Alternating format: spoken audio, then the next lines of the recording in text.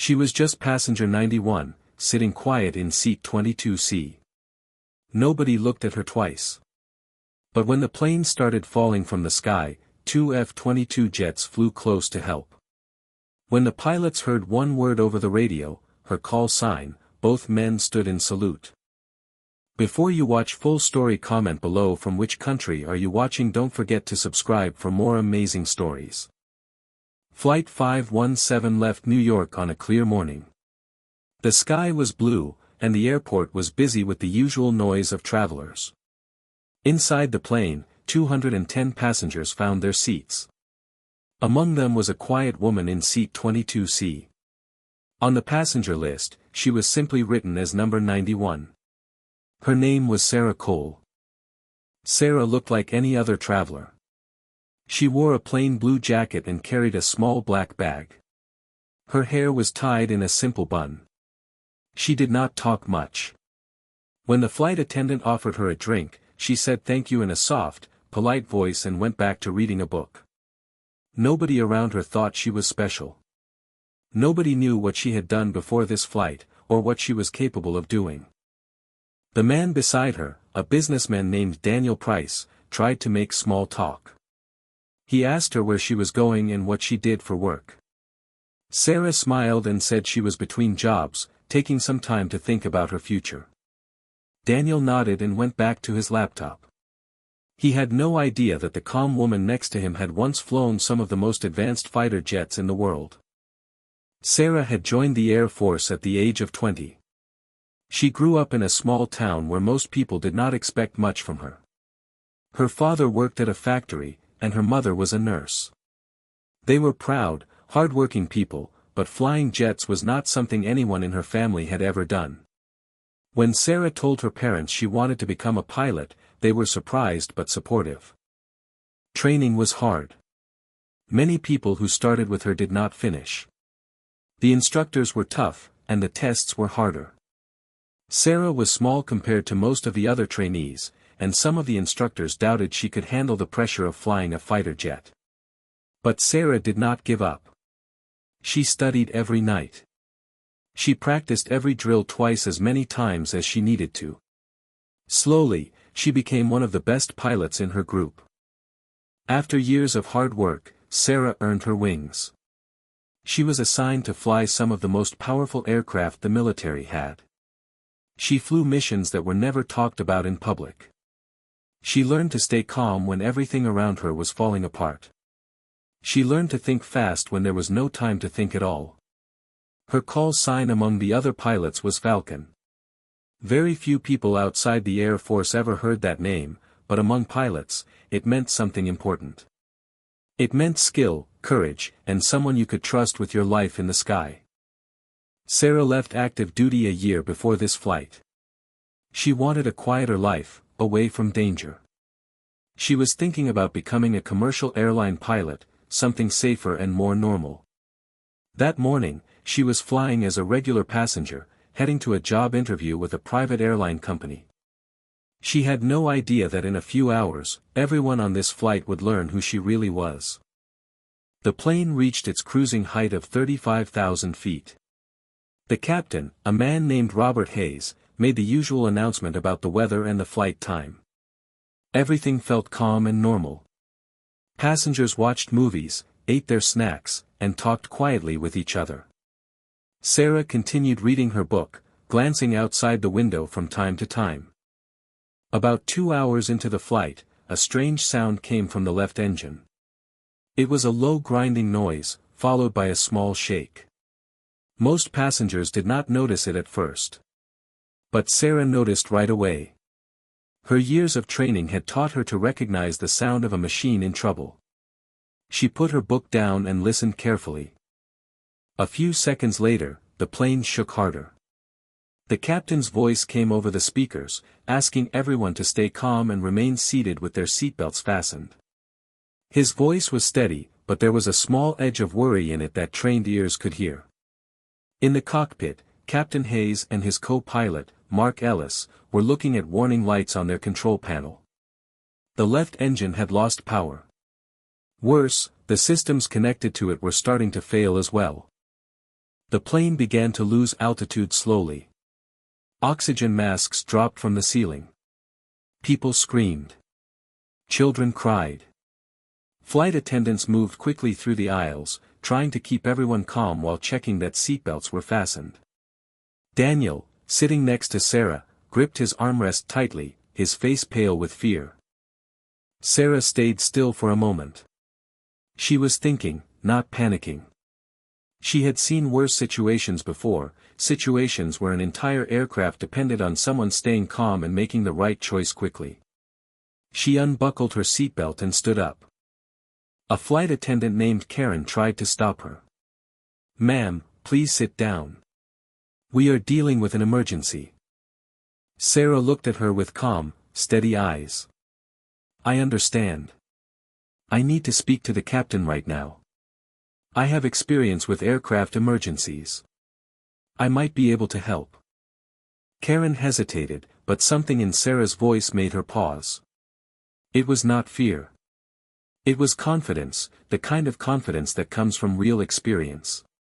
Karen led her toward the cockpit door and knocked. Captain Hayes opened the door only slightly, his face tense. "We have a serious problem here. This is not the time for—" "I know," Sarah said quickly. "Your left engine has failed, and I believe your hydraulic systems are affected too.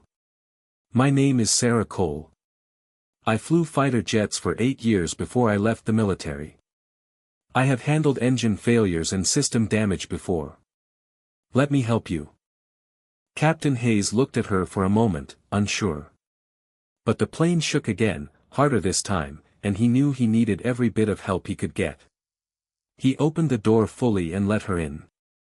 Inside the cockpit, Sarah quickly looked at the instrument panel. She saw the warning signs for the engine and the hydraulic pressure drop. She recognized the pattern immediately. It was similar to a problem she had trained for many times before, though usually in a much smaller and faster aircraft. "Your right engine is still working, but you are losing hydraulic pressure fast," she said. "If you keep fighting the controls the normal way, you will lose more control before we can land. You need to reduce pressure on the primary controls and use the rudder and engine power together to keep us stable." Mark Ellis looked at her, confused. "That is not standard procedure for this aircraft." "No, it is not," Sarah said. "But standard procedure was built for engines that are both working. Right now, you do not have that.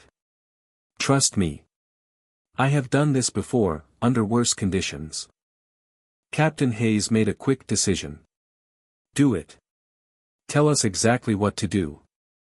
Sarah moved closer to the controls, though she did not take them fully from the pilots. Instead, she guided them, calling out small adjustments. "Ease the rudder pressure. Give me small, steady inputs, not sudden movements. Watch your airspeed. We need to keep it steady, not too fast, not too slow." The plane, which had been shaking violently, began to steady slightly. It was still descending, but the descent became smoother and more controlled. Passengers in the back could feel the difference. The wild shaking stopped, replaced by a more gentle, steady motion. "Altitude 20,000 feet, Mark called out. Speed is stabilizing." "Good," Sarah said. "Now we need a plan to land. Where is the nearest airport with a long runway?" Captain Hayes checked his instruments. "There is a military airbase about 40 miles from here. It has long runways built for large aircraft." "Contact them," Sarah said. "Tell them we have an emergency and we need clearance to land. Also tell them a former Air Force pilot is assisting in the cockpit. They will understand what that means." Captain Hayes made the call. The response from the airbase was quick. They cleared the runway and prepared emergency vehicles. They also mentioned that 2 fighter jets on training exercise nearby could escort the aircraft in, to help watch for any visible damage from outside. Within minutes, 2 F-22 jets appeared beside the plane, one on each side. Their pilots could see the damaged engine from outside and reported back details that helped Sarah and the crew adjust their approach. The lead pilot, a man with the call sign Reaper, spoke over the radio. "Civilian aircraft, this is Reaper. We have visual on your left engine. There is some damage, but it looks stable for now. Continue your approach." Sarah listened to the radio communication carefully. She recognized something in the way the pilot spoke, the calm, careful tone that only comes from years of training. She picked up the radio herself for a moment. "Reaper, this is Falcon. Thank you for the visual. We are stabilizing our approach now." There was a short pause on the radio. Then Reaper's voice came back, slower this time. "Did you say Falcon?" "That is correct," Sarah said simply, before returning her attention to the instruments. In the F-22 cockpit, Reaper's eyes widened behind his helmet. He had heard that call sign before, back in his early training days. Falcon was a name spoken with respect among fighter pilots, someone known for handling dangerous missions with calm skill. He had never expected to hear that voice coming from a commercial airliner in trouble. The plane continued its descent, guided carefully by Sarah's instructions. The airbase runway came into view.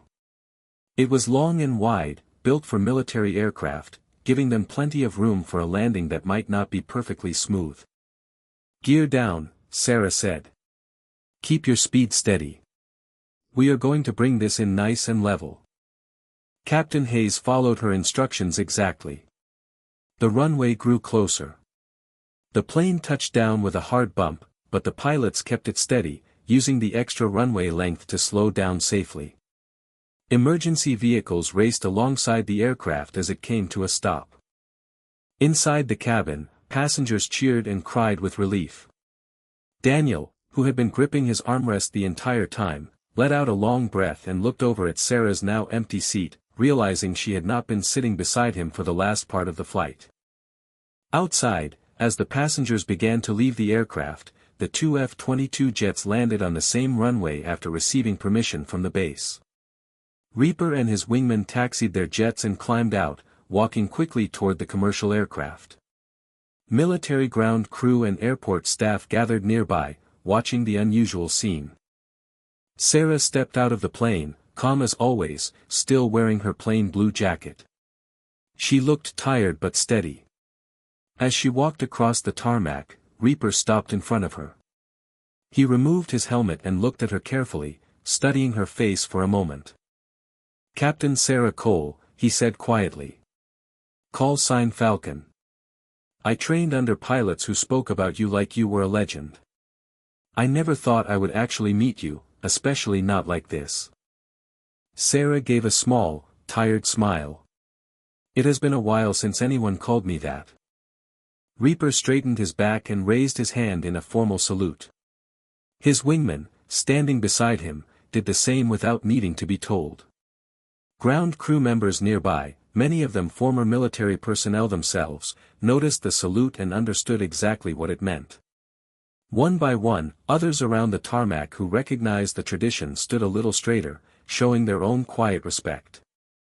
Passengers watched from a distance, confused but amazed. Daniel walked over slowly, still shaken from the flight, and asked one of the airport staff members what was happening.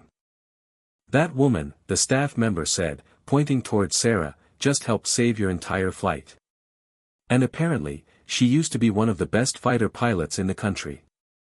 Daniel looked at Sarah in disbelief, remembering the quiet woman who had barely spoken to him during the flight, the one who had simply been called passenger 9-1 on the boarding list. He walked over to her, still holding his bag. "I did not know," he said. "I sat next to you the whole time and I had no idea." Sarah smiled gently. "Most people do not. That is usually how it works." News of the emergency landing spread quickly. Reporters arrived at the airbase within hours, wanting to know more about the mysterious passenger who had helped guide a damaged commercial jet to safety. Sarah answered their questions simply and without much detail, giving credit to Captain Hayes and his crew for keeping the passengers calm and following instructions carefully under pressure. Captain Hayes, however, made sure everyone knew the truth. "Without her, we would not have made it," he told reporters. She stayed calm when the rest of us were struggling. She knew exactly what to do, and she did it without hesitation. In the days that followed, Sarah's story spread across news channels and social media. People who had once doubted her, instructors who had questioned whether a small-town girl could survive fighter pilot training, saw her name again, this time connected to a story of courage that saved over 200 lives. Sarah did not seek attention. She continued her plans to interview with the private airline company, though now every airline in the country wanted to speak with her. She had spent years being underestimated because of her quiet nature and calm manner. That same quiet nature had been the reason she stayed focused and clear-headed when everyone else panicked. Back in her small hometown, Sarah's parents saw the news on their television one evening. Her mother was folding laundry when the reports started playing, showing a picture of a damaged plane safely parked on a runway, surrounded by emergency vehicles. When the reporter said the name Sarah Cole, her mother dropped the shirt she was holding and called out for her husband. They sat together in silence, watching their daughter's calm face on the screen, listening to strangers describe her as a hero. Her father, a man who rarely showed much emotion, wiped his eyes quietly and said, "She always was stronger than she looked." They called Sarah that night. She answered softly, expecting questions about the flight, about the danger, about how scared she must have been. Instead, her mother simply said, "We are proud of you. We have always been proud of you, even when we did not fully understand why you chose this path." Sarah smiled on the other end of the phone, feeling something settle inside her that had been unsettled for a long time. It was not the applause from strangers or the salute from Reaper that meant the most to her. It was hearing her parents say those simple words. The ceremony at the airbase was small, but it felt important to everyone who attended. Officers in uniform stood in neat rows. Captain Hayes and Mark Ellis were there too, both of them insisting on standing near the front, close to Sarah, as a sign of respect for what they had gone through together. When an officer read out the details of the emergency, describing the failed engine, the lost hydraulic pressure, and the difficult landing, several people in the crowd shook their heads in quiet amazement, understanding just how close the flight had come to disaster. Reaper stood near the back, still in his flight suit, watching quietly. When it was his turn to speak, he kept his words short. "I have flown beside many pilots in my career," he said.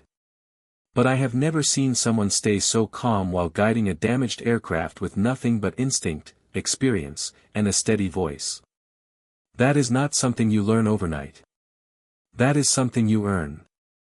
Sarah listened to each word carefully, thinking about the long road that had brought her here, from a small town where nobody expected much, to a fighter jet cockpit, to a quiet seat on a commercial flight where nobody knew her name, until the moment they needed her most. She was no longer just Passenger 91. She was Captain Sarah Cole, call sign Falcon, the woman who had proven that true strength does not always announce itself loudly. Sometimes, it sits quietly in seat 22C, waiting for the moment it is needed most.